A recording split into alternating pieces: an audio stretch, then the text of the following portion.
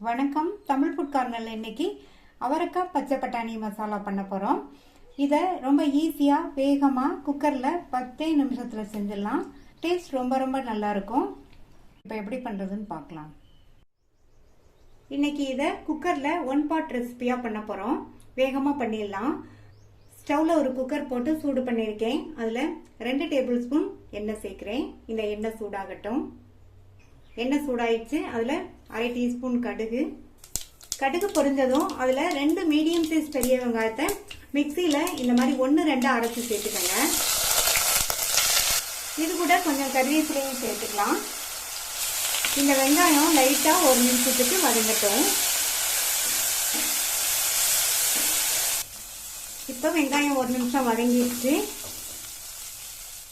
அடுத்து இதுல 1 டீஸ்பூன் இஞ்சி பூண்டு விழுதை சேர்த்துட்டு இந்த விழுதோட பச்சை வாசனை போற அளவுக்கு மறுபடியும் நல்ல 1 நிமிஷத்துக்கு வதக்கிக்கலாம். அடுத்து இதுல ஒரு மீடியம் சைஸ் தக்காளியை கட் பண்ணி சேர்த்துக்கலாம். தக்காளி இந்த அளவுக்கு கம்மியா சேர்த்தா போதும். இதை விட அதிகமா சேர்த்தோம்னா இந்த மசால் கறி புளிப்பு தன்மையா இருக்கும். இப்ப இந்த தக்காளியும் ஜஸ்ட் கொஞ்சம் வதக்கி விட்டுட்டு அடுத்து இதுல 1/4 டீஸ்பூன் மஞ்சள் தூள், 1 டீஸ்பூன் சோம்பு தூள், 1/2 டீஸ்பூன் சீரகத்தூள். உங்கள்கிட்ட சோம்பு தூள் சீரகத்தூள் இல்லைன்னா நீங்க கடுகு சேர்த்து தாளிக்கும் போது சோம்பும் சீரகமும் தாளிச்சுக்கங்க. அடுத்து இதுல 2 டீஸ்பூன் தனி மிளகாய் தூள் சேர்த்துக்கலாம். 1/2 டீஸ்பூன் கொத்தமல்லி தூள்.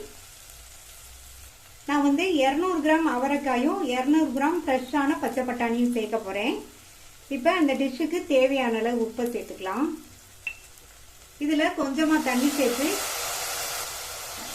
நல்லா ஒரு தடவை கலந்து விட்டுருங்க. நம்ம சேர்த்து அந்த மசாலாவோட பச்சை வாசனை எல்லாம் போய் ஓரங்கள்லாம் எண்ணெய் பிரிஞ்சு வரட்டும். 200 கிராம் அவரைக்காயை வாஷ் பண்ணிட்டு சைட்ல உள்ள நார்லாம் எடுத்துட்டு இந்த மாதிரி கொஞ்சம் பெரிய பெரிய பீசஸா கட் பண்ணி வச்சிருக்கேன். அதை இதுல சேர்த்துக்கலாம். அடுத்து இது கூட 200 கிராம் ஃப்ரெஷ்ஷான பச்சை பட்டாணியை சேர்த்துக்கலாம்.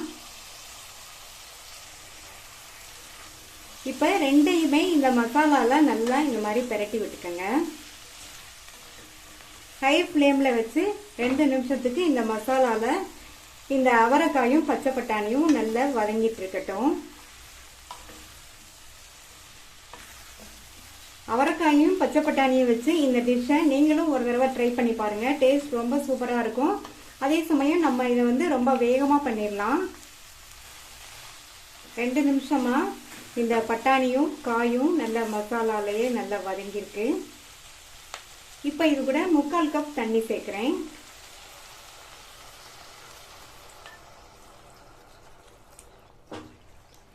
தண்ணி சேர்த்து ஒரு தடவை நல்லா கலந்து விட்டுறலாம். நம்ம குக்கர்லயே வைக்கிறதுனால தண்ணி இதுக்கு அதிகமா சேர்க்க கூடாது. இந்த அளவு தண்ணி சேர்த்தா போதும். இப்ப மூடி போட்டுடலாம். ஸ்டீம் வந்ததுக்கு அப்புறமா வெயிட் போட்டு மீடியம் ஃப்ளேம்ல 2 விசில் வேக வச்சுக்கலாம். 2 விசில் வந்துருச்சு. நம்ம சேர்த்த அவரைக்காய் பச்சை பட்டாணி ரெண்டுமே நல்லா கரெக்டா வெந்துருச்சு. மறுபடியும் ஸ்டவ் ஆன் பண்ணிட்டு இதுல 1/2 டீஸ்பூன் கரம் மசாலா தூள் சேர்த்துக்கலாம்.